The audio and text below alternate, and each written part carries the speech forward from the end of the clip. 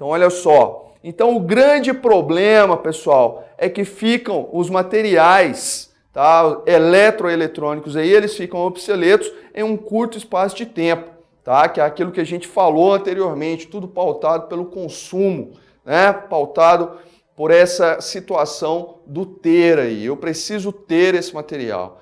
E aí, o outro material acaba ficando obsoleto, tá? Então, é mais ou menos esse o caminho aí. E os impactos?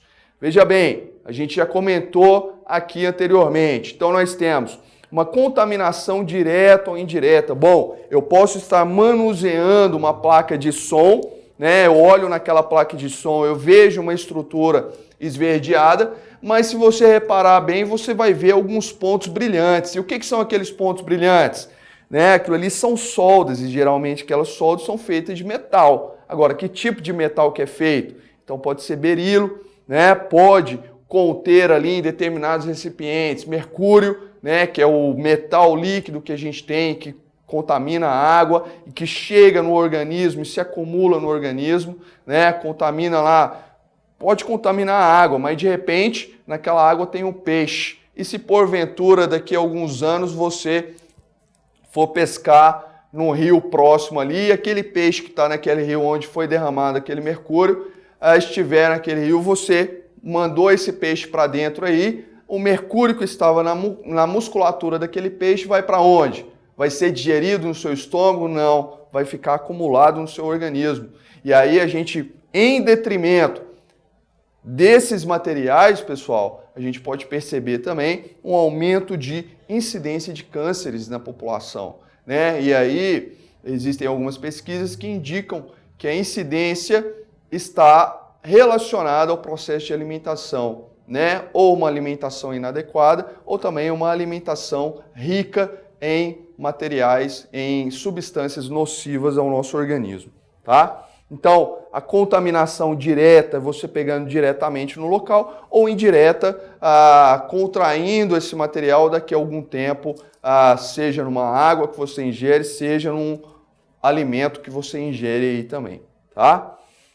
E isso acaba acarretando em determinadas doenças, tá? Doenças aí do coração, doenças do sistema nervoso, tá?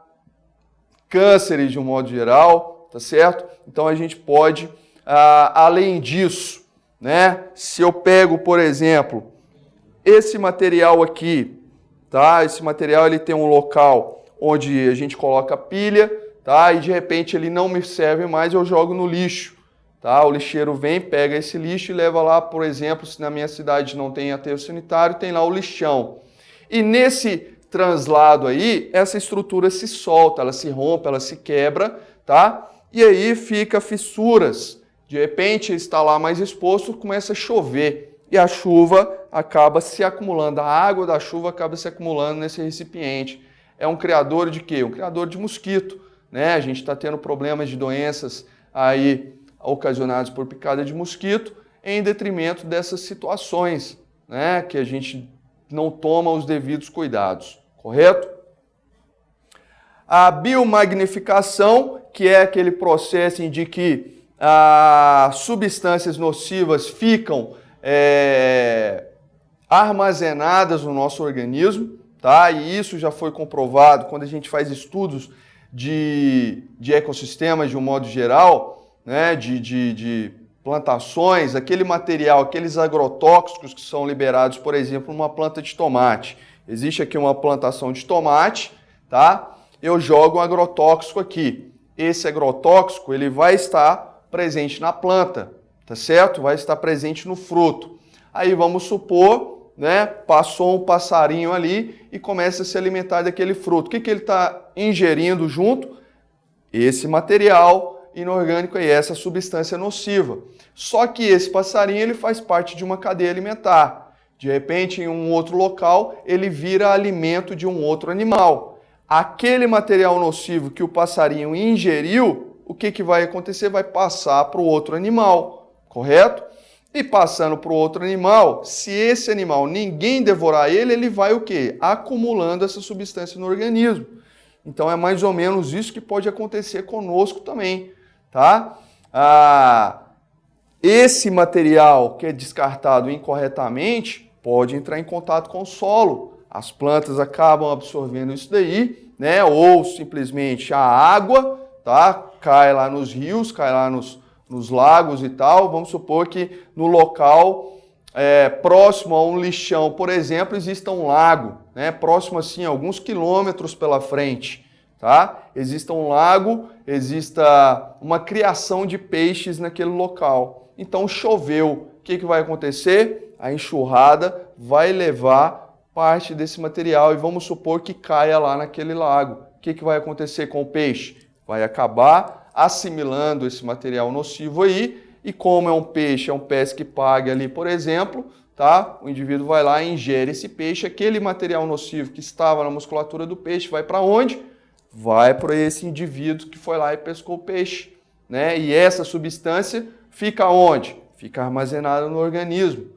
E é claro, dependendo do modo de vida que esse indivíduo leva, né, pode ter aí uma manifestação desagradável no futuro. Porque a gente tem que entender também que determinadas situações não ocorrem instantaneamente. Não é que eu vou fazer aqui hoje e amanhã vai acontecer, não. O processo ele é gradativo, tá? É como você subir em uma escada. É um degrau após o outro. Então isso, pessoal, é só uma demonstração de que pode acontecer no futuro, tá certo?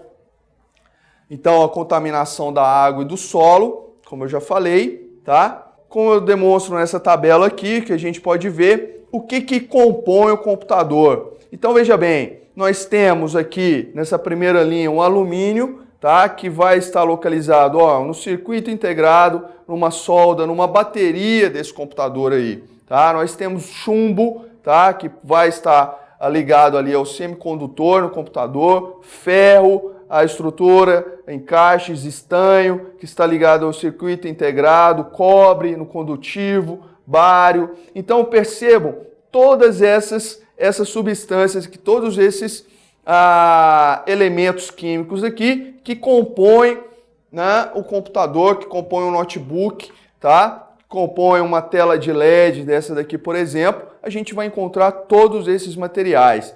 E além disso, pessoal, a gente vai encontrar também na composição, aqui eu fiz uma junção de todos aqueles metais, tá? Então, alguns metais aqui são ferrosos, outros não são. Aqui a gente tem o mercúrio, por exemplo, que é um metal líquido, é o único metal líquido que nós temos, tá?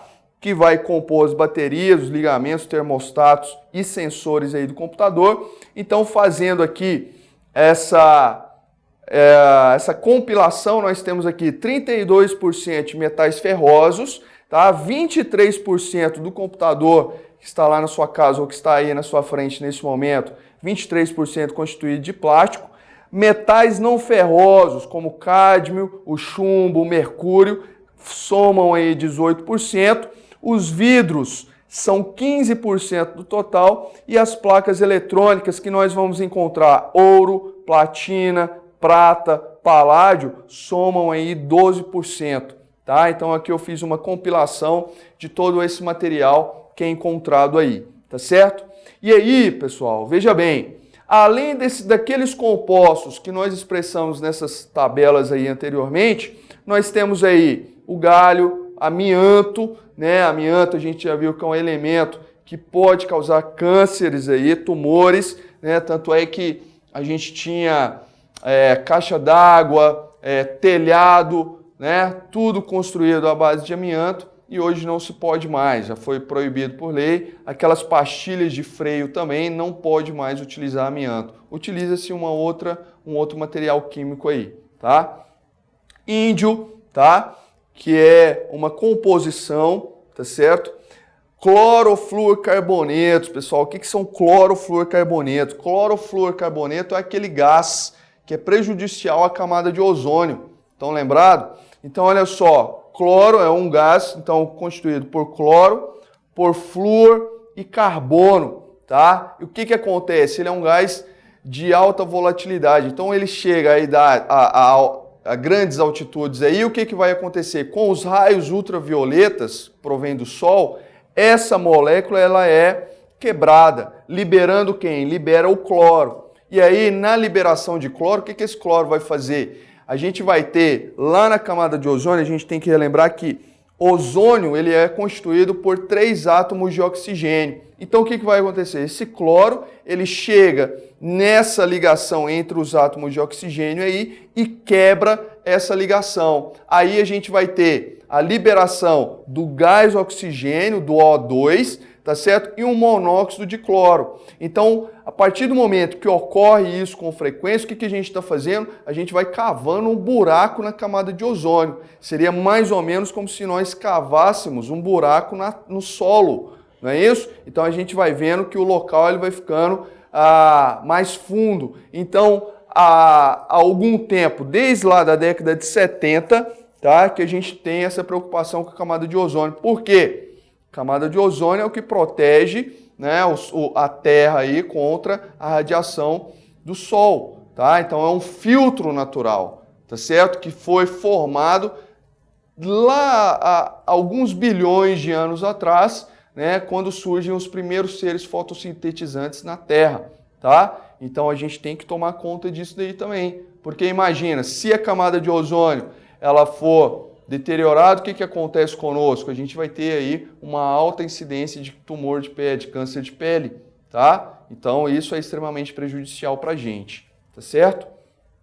E além disso, então todos esses materiais são encontrados em um computador aí. Agora, o celular que você utiliza, o que possui esse celular, tá? Então veja bem, para você ter uma ideia, 1 tonelada, veja bem, 1 tonelada de aparelhos celulares, dá aí mais ou menos 6 milhões de aparelhos celulares, tá? Vocês acham que isso é brincadeira? Todos os dias existe alguém jogando um celular fora, tá certo? Todos os dias existe alguém comprando um celular novo. Para se ter uma ideia, em 2011 fizeram uma pesquisa, foram vendidos mais de 15 milhões de celulares naquele ano, tá? E à medida que o tempo vai passando, novos aparelhos vão chegando ao mercado. Você pode perceber que o celular que era vendido em 2011, tá? Ocorreu uma remodelação que hoje, em 2015, existe outros muito mais avançados do que naquela época. Não é isso? Inclusive a respeito da memória, dos aplicativos aí, tá? Então, o que contém um aparelho celular? Então, olha só, para você ter uma ideia, tá? Em 6 milhões de aparelhos celulares, nós vamos encontrar 3,5 kg de prata, tá certo? Que provém ali das soldas que são feitas. Nós temos 340 gramas de ouro, tá certo? Que vai participar daqueles circuitos internos ali do telefone. Nós vamos encontrar também 140 gramas de paládio, tá? E nós vamos encontrar 130 quilos de cobre, tá certo? Então, pessoal, esse cobre, por exemplo, que é encontrado nesse celular, ele pode ser reutilizado. De que forma? Ele pode ser derretido e formar fios, esses fios elétricos que nós utilizamos, tá? Fios de cobre. Então, a gente pode utilizar esse material que nós estamos descartando aqui para ganhar dinheiro também. A gente não precisa simplesmente de gastar dinheiro comprando isso. A gente pode ganhar dinheiro com isso. E isso foi visto, que no processo de reciclagem ou de reutilização de um material, a gente acaba ganhando dinheiro também, tá? Então, esse é um outro processo que a gente tem que entender. Então, alguns efeitos aí, percebam nessa tabelinha aqui, olha só, o mercúrio, que é encontrado lá no computador, no monitor desse computador, na TV de tela plana, essa TV de LED, tá? Aquele mercúrio ali vai causar danos aonde? No cérebro e no fígado desse indivíduo, tá certo? O cádmio, que é um metal não ferroso também, encontrado nesses materiais eletroeletrônicos aí, pode proporcionar o quê? Envenenamento, problemas nos ossos, nos rins e nos pulmões, tá? O arsênio, que é basicamente encontrado em celulares, ele pode causar câncer de pulmão, doenças de pele e prejudicar o sistema nervoso, tá? O berílio, que é encontrado em computadores e celulares também, tá? Pode causar câncer no pulmão. Os retardantes de chama, usados para prevenir incêndios e diversos aparelhos eletrônicos aí podem causar problemas hormonais no sistema nervoso e no reprodutivo, tá certo? Esterilidade, por exemplo, pode ser um problema ocasionado por esse material aqui. O chumbo, encontrado em computadores, celulares e televisores aí, pode causar danos ao sistema nervoso e ao sistema sanguíneo também. O bário, encontrado em lâmpadas fluorescentes, tá? E tubos aí, a gente vai ter, pode ocasionar um edema cerebral, fraqueza muscular, danos ao coração, fígado e baço. E o PVC, que é aquele material que ele é semelhante ao plástico, usado em fios para isolar corrente, tá? Então ele é semelhante ao plástico aí, a gente vai, se ele for inalado, ele pode causar problemas respiratórios, tá certo? PVC é utilizado também em espumas, tá? Então, pessoal, tudo isso, se nós descartarmos em locais inadequados, tá? Pode ocasionar um problema, e esse problema ele pode ser social, ambiental e econômico também, tá certo? Porque você consome mais, é claro, você está injetando mais dinheiro na economia, só que existem algumas outras situações que você pode estar ganhando dinheiro também com isso, tá? Então todos esses materiais aqui a gente consegue reutilizar de alguma forma, tá? Então é importante a gente tomar consciência disso. E as leis para esses produtos? E aí, pessoal, a gente entra nesse quesito falando da União Europeia. A União Europeia foi o primeiro grupo, tá? Um grupo de países ali que começaram a prestar atenção nos danos que estavam sendo gerados. Por quê? Porque se consumia muito mais aparelho eletroeletrônico, aonde que iria colocar esses aparelhos aí? Não é isso? Então eles são pioneiros no processo legislativo. Então o que que eles fazem? Eles vão regulamentar, vão criar leis, tá? Que regulamentam desde a produção do material até o descarte, tá certo? E aí, de quem é a responsabilidade? De quem produz, tá certo? Então a principal lei disso daí joga a responsabilidade para quem está produzindo esse material. Então ele chega e fala, olha, você está produzindo?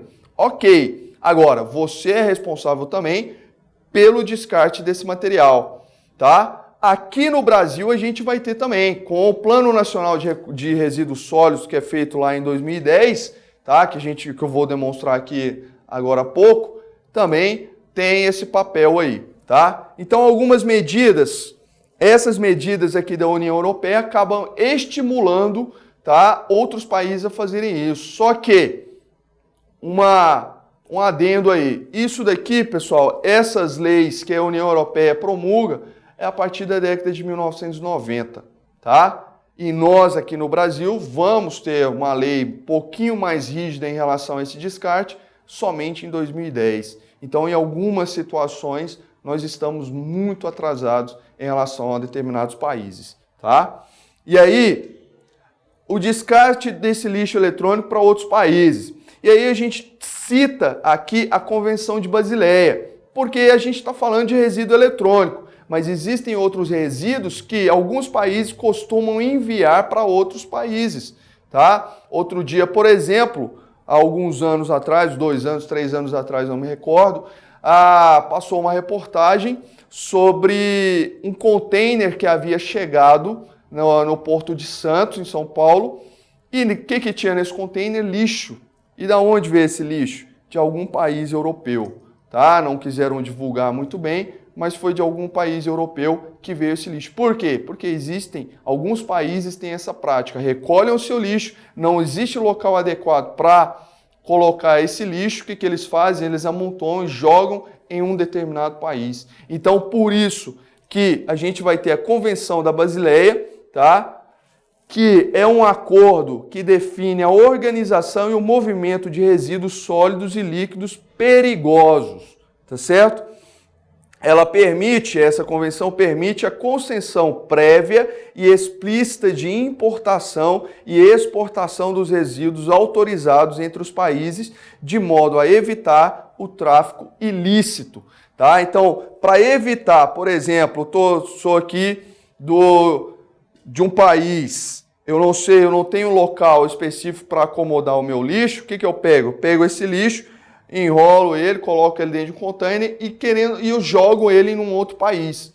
Só que hoje já existe essa convenção que vai delimitar esse espaço. Então, entre esses países aí, existem acordos, tá? Agora, o que a gente tem que entender também é que alguns desses países não estão nem aí para a questão ambiental desse país que está recebendo esse material, tá? E aí a gente tem como países que recebem, tá? A China, a Índia e Gana e outros países da África. Tá? Isso aqui são só, eu citei 3 países somente, mas existem outros países que vão recepcionar esse material aí. E aí a grande preocupação é com o descarte de lixo, de resíduo que tem aí um cunho perigoso, que são nocivos principalmente à saúde humana, tá certo? Então imagina alguns países africanos, né, que são países aí onde a gente tem um PIB muito baixo, não é isso? E esse material chegando nesses locais. E esses países, por terem PIB muito baixo, logicamente existe uma deficiência de saneamento básico ali, né? Então imagina como que deve ficar esses lixos nessas regiões, não é isso? Fora o lixo que é jogado também nos oceanos, né? Porque já existem ilhas de lixo em determinados locais no oceano aí, né? Em alguns oceanos. Então são ilhas de lixo. Então da onde vem esse lixo? Né? Se a gente prestar bem atenção, a quantidade de lixo que nós geramos. Isso eu estou falando lixo de casa, normal, né? Papelzinho, embalagem, essas situações todas. Agora, e esse resíduo eletrônico, o que a gente faz com ele? Não é isso? Então, o que estava se utilizando? Bom, vamos supor lá, os Estados Unidos, tá? Tem lá uma quantidade de monitores de computador, todos ditos estragados, tá? Existem alguns locais que fazem a triagem, tipo, não, desses aqui que são ditos estragados, a gente pode consertar alguns e eles podem serem aproveitados por outras pessoas em outros países, países mais pobres aí, por exemplo, vamos mandar para lá. Só que o que estava acontecendo? Juntava-se tudo, tanto aqueles que poderiam ser reutilizados e aqueles que não têm conserto mais, e pegavam isso e colocavam num bolo só e jogavam no outro país. E aí, de quem é o problema? É do país que recepcionou aquele material, que não tem mais nenhuma serventia, não existe nenhum conserto para ele, tá? Então, em que situação que esse país fica? Não é isso? Se não tem uma coleta adequada, se não tem um local adequado para acomodar esse lixo aí. E aí, esse lixo vai para onde? Vai ficar exposto, a gente vai ter maior proliferação de insetos, maior proliferação de doenças, consequentemente, tá? E a situação no Brasil? Bom, a gente já vem citando isso anteriormente, porque o nosso foco aqui é Brasil. Nós vivemos no Brasil, então a gente tem que se interessar, é claro, pelos assuntos que correspondem a esse local onde nós vivemos. Então o Brasil ele é um dos grandes produtores de resíduos eletrônicos entre os países emergentes, fazendo um total de 0,5 quilos por cabeça por ano, tá certo? Então imagina a quantidade de resíduo eletroeletrônico que nós produzimos aí diariamente, tá? Nesse momento que nós estamos falando aqui, com certeza existe alguém trocando lâmpada da sua casa, existe alguém jogando um monitor de computador fora, existe alguém colocando um televisor que estava velho na sua casa, né, na calçada ali, para que alguns indivíduos coletem, tá? E aí, pessoal, a gente tem que entender a importância daqueles coletores de lixo, daqueles indivíduos que carregam aí a sua carrocinha diariamente, debaixo do sol quente, chuva, sol, essas intempéries naturais, coletando esses materiais, tá? Então, todos esses materiais, que aqueles indivíduos que não têm uma consciência, tá, de onde descartar esse material, uma coleta seletiva nesse local, tá? Esses indivíduos, esses trabalhadores aí, eles estão nos ajudando, tá certo? Então, a gente tem que começar a entender qual é o papel desses indivíduos na sociedade, tá? Hoje é taxado como um subemprego. A gente olha muitas vezes aquele indivíduo e fala, coitado, aquele ali é um coitado. E a gente deveria mudar o nosso pensamento também, né? Tipo, pô, aquele cara ali, ele está me ajudando, ele está ajudando para que eu viva um pouco melhor, porque a coleta que ele faz ali vai passar por um processo de triagem, porque geralmente essas pessoas participam aí de cooperativas de reciclagem de lixo, não é isso? E é dessa forma que eles vão ganhar o dinheiro. Então aquele mercúrio, aquele cobre, aquele PVC, aquele papelão que o indivíduo está coletando, ele vai trazer dinheiro para ele. Mas a empresa que ele está coletando ali também vai ganhar a empresa e nós também, como cidadãos, também vamos ganhar em qualidade de vida também, tá? Então, em decorrência de toda essa situação, de todo esse produto, esse resíduo eletroeletrônico que nós estamos gerando aqui, né? Em 2010, a gente vai ter aí a promulgação da Lei 2.305/10, tá certo? E o que diz essa lei? Essa lei ela trata da Política Nacional de Resíduos Sólidos, que no seu artigo 33 confere aos fabricantes, importadores, distribuidores e comerciantes a estruturação e a implementação de sistemas de logística reversa. O que é isso, logística reversa? É aquele indivíduo que está produzindo, tá? Então perceba, existe um indivíduo que produz, a empresa que está produzindo, existe a distribuidora, né, que pega esse material para revender e dessa distribuidora repassa para os comerciantes, correto? E dos comerciantes vão para quem? Para os consumidores, correto? Agora, o que é essa logística reversa? Nada mais é do que dos consumidores voltar para quem? Para os produtores, tá? Então lá o consumidor ele está descartando esse material. A logística reversa ela fala o seguinte: são todas as habilidades, tá certo, que nós temos de retornar esse material para o produtor para que ele consiga reutilizar esse material ou dar a destinação correta para esse material que está sendo descartado aí, tá? Então, lá no artigo 33, pessoal, e aí o seguinte, não é uma legislação específica para resíduo eletroeletrônico. Isso aqui são todos os resíduos sólidos, tá certo? Que confere esse artigo. Então, aquelas embalagens de material tóxico que nós utilizamos, eles têm que voltar para os seus produtores aí também, tá? Tanto é que quando você vai comprar um insumo agrícola numa casa agropecuária, tá certo? Quando você vai comprar, geralmente o indivíduo já leva o galão. Olha, tá aqui, eu utilizei esse daqui, e aí lá eles dão a destinação. Então o comerciante repassa para o distribuidor, que esse distribuidor vai repassar novamente para o produtor, para que ele possa dar a destinação correta, seja a reutilização, seja a reciclagem, ou seja o descarte total, o processo de incineração desse produto aí, ok? E aí, pessoal, consumo e sustentabilidade. Então, como a gente já falou, a prática da sociedade contemporânea é a prática do consumo, né? Quanto mais material novo vai surgindo no mercado, mais a gente quer consumir esse novo material. O videogame da última hora, né? A câmera digital da última hora, o último celular, o último computador, o último teclado, a última calculadora, enfim, as últimas gerações desses materiais eletroeletrônicos. Então isso é uma prática, tá? Uma prática da nossa sociedade. É até uma questão cultural, porque o processo capitalista ele está tão arraigado na nossa mente, né, que é o de ter, o de consumir, de obter lucro aí, que nós acabamos nos esquecendo de como é realmente a nossa qualidade de vida. Não é isso? E aí a gente tem esses amontoados, porque como compra demais, a gente acaba descartando mais depressa. E esses locais não têm a preparação adequada para acomodar esse material. Então veja bem, um local extremamente amontoado, aparelhos eletroeletrônicos aqui estragados, que não tem como reutilizar isso daí, né? Dar a destinação correta. E aí a gente chega nessa parte que é do desenvolvimento sustentável. E nós temos que entender o seguinte, pessoal, o que é o desenvolvimento sustentável? Essa ideia, tá, é uma ideia econômica, é um novo modelo econômico, tá certo? Que a gente vem tentando realmente implementar isso daí no decorrer do tempo.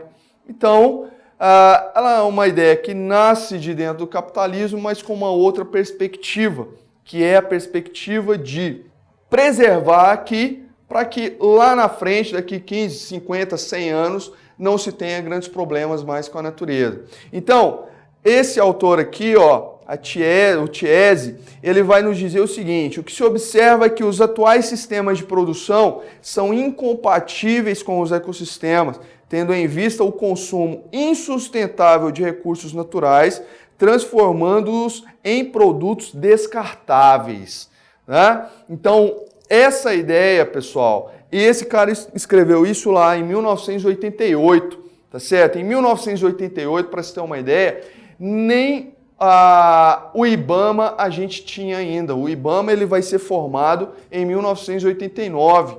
Para se ter uma ideia, em 1992 é que se cria realmente o Ministério de Meio Ambiente no Brasil.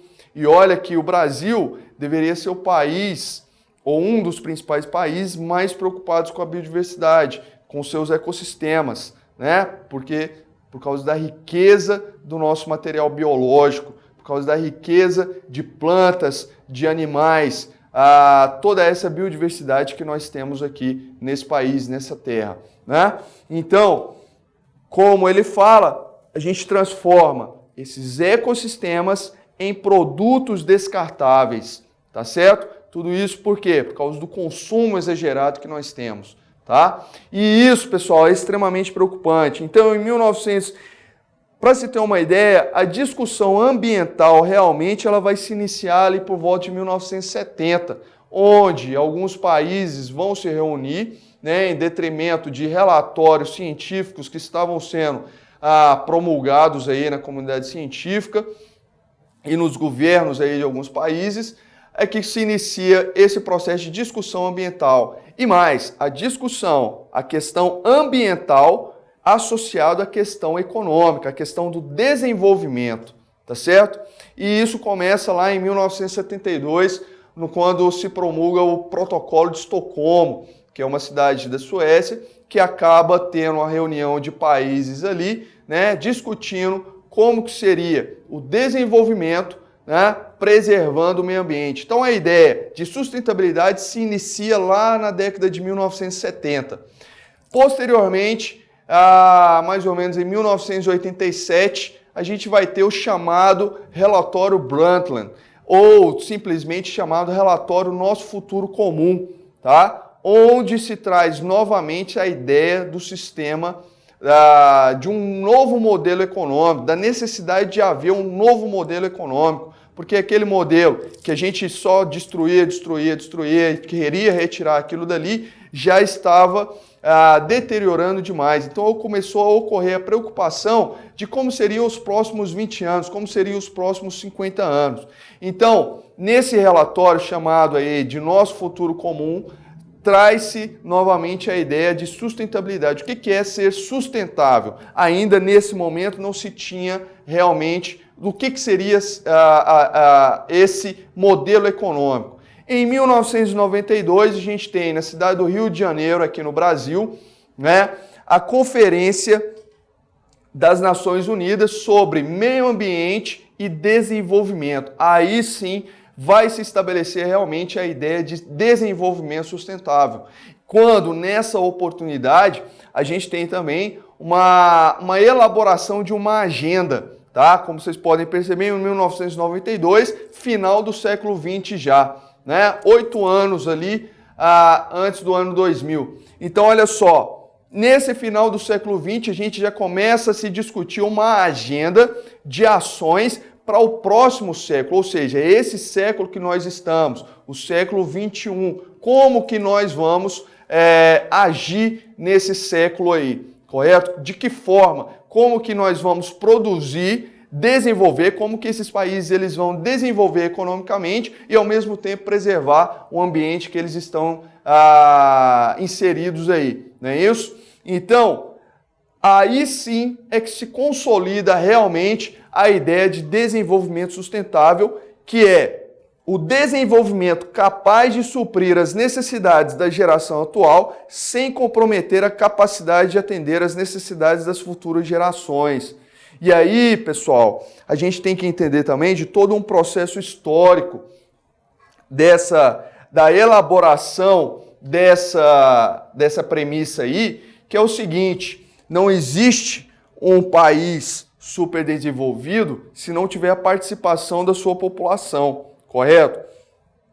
Se não tiver um ambiente adequado para essa população, porque nesse momento aqui já começa a se discutir também a questão sobre o crescimento demográfico. E o que a gente vê aí é um grande aumento populacional. Hoje nós estamos com mais de 7 bilhões de pessoas, né? Daqui a 2050, as estimativas é que cheguem aí aos 10 bilhões de pessoas ou um pouco mais, não é isso? Então existem essas estimativas. São estimativas, então não são dados muito concretos, tá certo? Então, o que eu estou querendo dizer? Que o crescimento demográfico acaba acarretando na piora desses ecossistemas. Por quê? Quanto mais pessoas nós tivermos no mundo, mais locais terão que ser desmatados para alocar essas pessoas. Mais lixo será produzido, correto? Mais resíduo eletrônico será produzido, mais pessoas morrendo de fome. Por quê?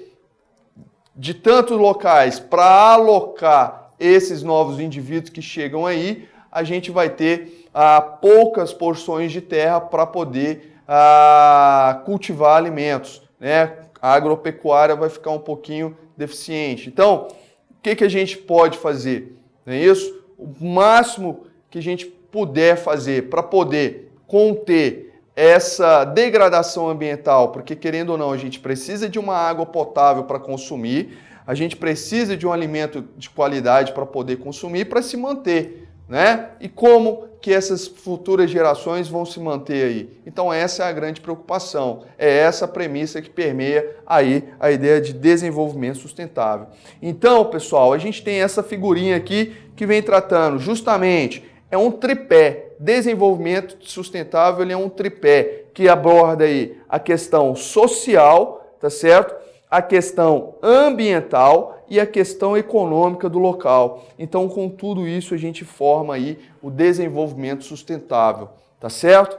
Então, pessoal, basicamente isso que nós gostaríamos de ter falado, tá? Espero que vocês tenham gostado aí bastante, tá? E comecem a pensar um pouquinho. O meu e-mail está lá no primeiro slide. Qualquer dúvida, eu estou à disposição de cada um de vocês. Aqui estão as referências bibliográficas, os textos aí, o material que eu utilizei para elaborar essa aula.